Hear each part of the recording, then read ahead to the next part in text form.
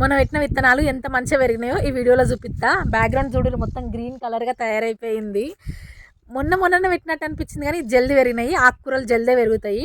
పైన చిన్న చెట్టు ఉంది కదా, దాని పంచెలు కోతులు ఎక్కుడు దిగుడు మొత్తం మడ్లలోనే ఇద్దుంకుడు ఆగమాగం చేస్తున్నాయి.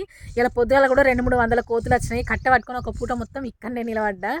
అసలు ఎందుకు ఇంత బీభత్సం చేస్తున్నాయో అర్థమైతలేదు. అవి జాలకు మనం పోయినాము, మన జాలకు అవచ్చి అంగడి చేస్తున్నాయి.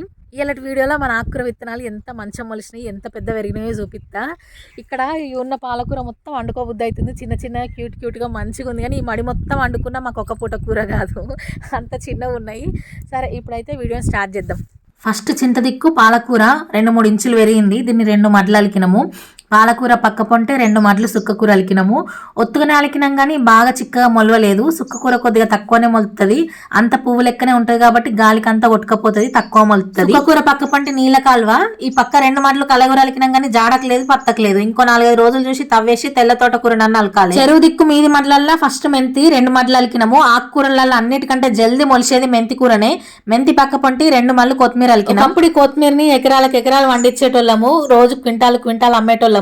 అసంటి గింత చిన్న మడ్లలు ఇప్పుడు అలుకుతున్నాం. లాస్ట్ 3 మడ్లు గంగవాయిల్ కూర చలికాలంలో ఫస్ట్ టైం అలికినాము. ఎట్లా మొలుతుందో అనుకున్నాం కానీ పోస పోకుండా. గంగవాయిల్ కూరకు మామిడికాయ కాంబినేషన్ మంచిగా ఉంటది. చింతపండు ఎందుకో నాకు నచ్చది. మామిడికాయ కాంబినేషన్ ఇష్టం ఉన్న వాళ్ళు కామెంట్లలో ఎప్పుడు. అట్టల పంట పెట్టిన ఉల్లిగడ్డ విత్తనాలు అయితే అన్ని విత్తనాల కంటే ఫస్ట్ మొలిసినాయి, ఫస్ట్ పెద్ద పెరిగినాయి. కూర అంటే ఎంత మందికి ఇష్టమో కామెంట్ చేసి వీడియో నచ్చితే లైక్ చేయరి.